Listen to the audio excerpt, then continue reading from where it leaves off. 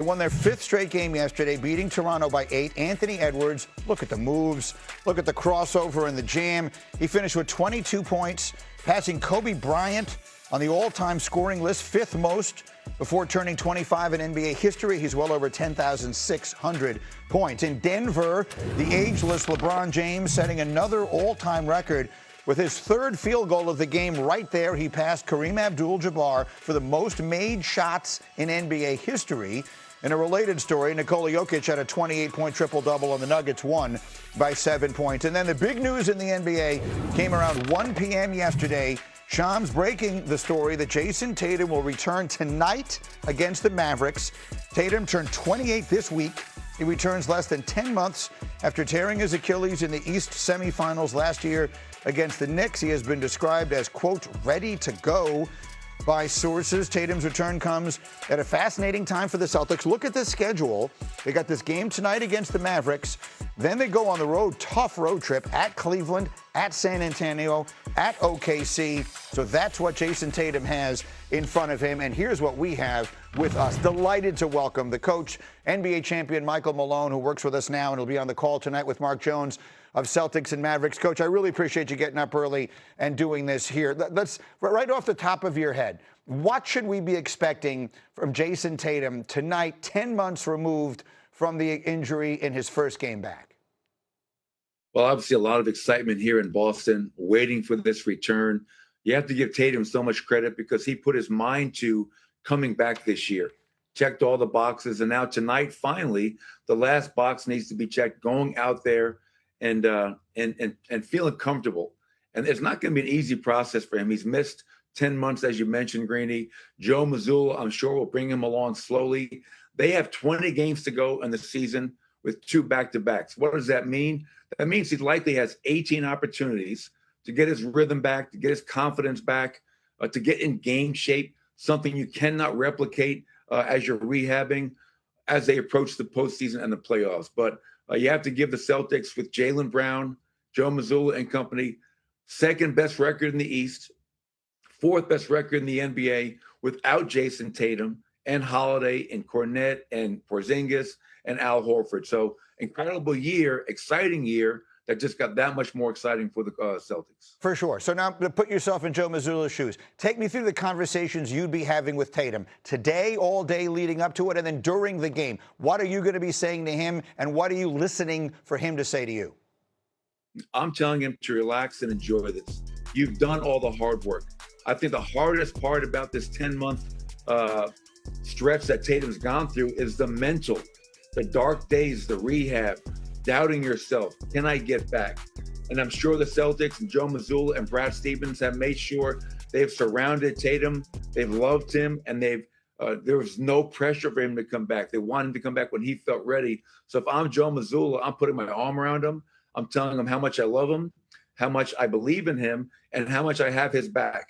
We're not looking to see him go out there and get 25 points tonight. We want him to come along slowly, build his minutes up. There'll be a minute restriction tonight. He has not ever, Greeny, come off the bench in an NBA game.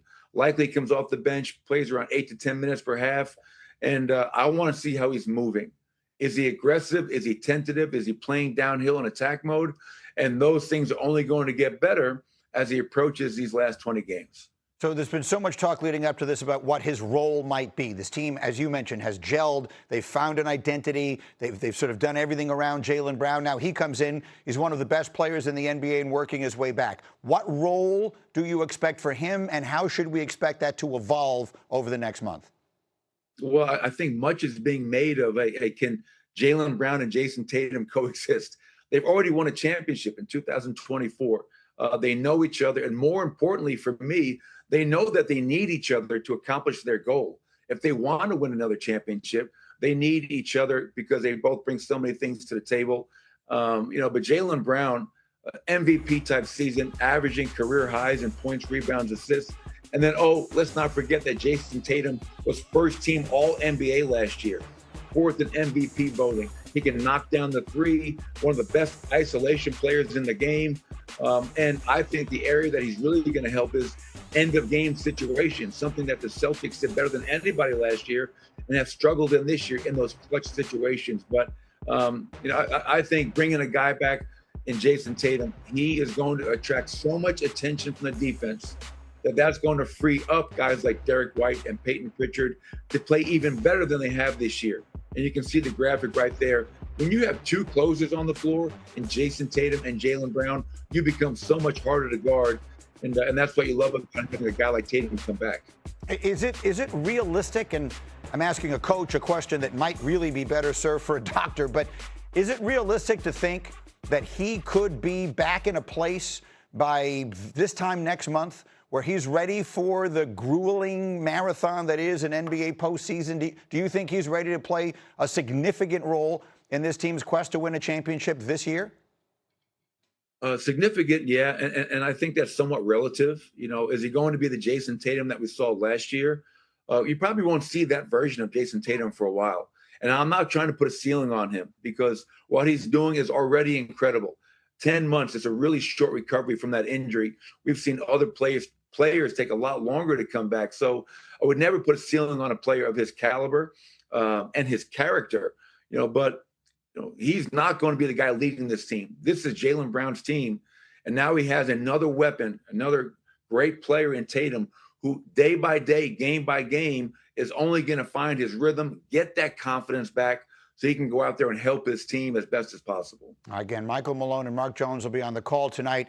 Coach, I know this was a last-minute call that we made to you. Thank you so much for getting up. We're really looking forward to watching it tonight. Should be a really special evening. Thanks for doing this with us again.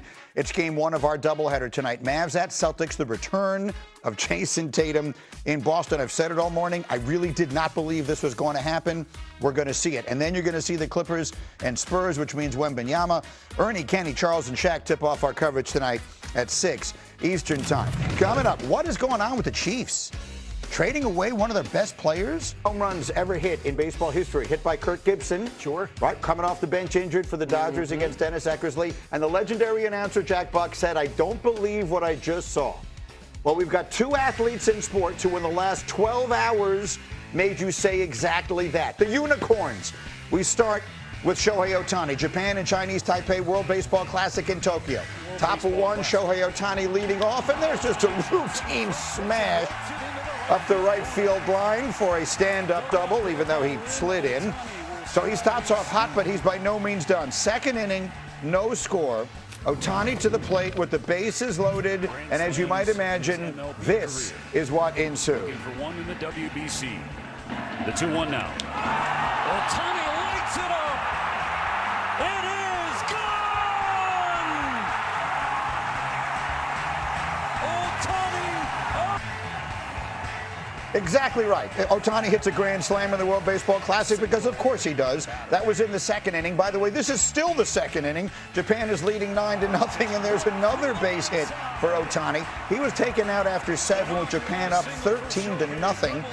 Ohtani would go 3 for 4, 5 RBIs with a grand slam. He was a triple short of the cycle. Bear in mind, the last time we saw him was Game 7 of the World Series, where he was the starting pitcher and went 2 for 5. He was the MVP of the last World Baseball Classic in 2023. He was ridiculous in this, his first game in Tokyo today. So that's one unicorn from the last 12 hours. Here's the other.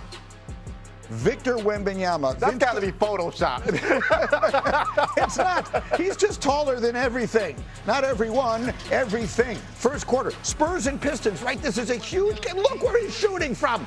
Vince, what are we doing with this man? A creative player, NBA 2K, and even then they would reject it because it's not realistic to have a 7'5" dude doing all that. That's exactly right. 7'5". Every time he does something, we make him an inch taller.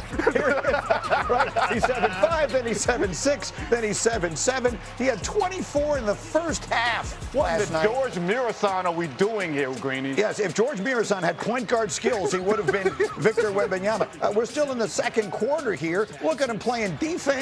Now we're going the other way. De'Aaron Fox running the floor. He would score 29, by the way. Spurs up 16 at the half. This is a statement win for them against the top team in the Eastern Conference. They're up by 8 in the fourth. And again, look at the defense the Spurs can play. That's Carter Bryant with the swat. We go the other way. It's Wemby. It's Champagnie. He had 16. Spurs are up by 10. And then just for good measure, let's watch him on both ends of the floor. Up, we got a block. And now we're going the other way and reward the big man for the hustle. My goodness. What a night for the big baguette. 38 points, 16 rebounds, 5 blocks. He was 4 of 10 from deep. The Spurs are 8-0 this year when he makes at least 4 threes. They win those games by an average of 14 points.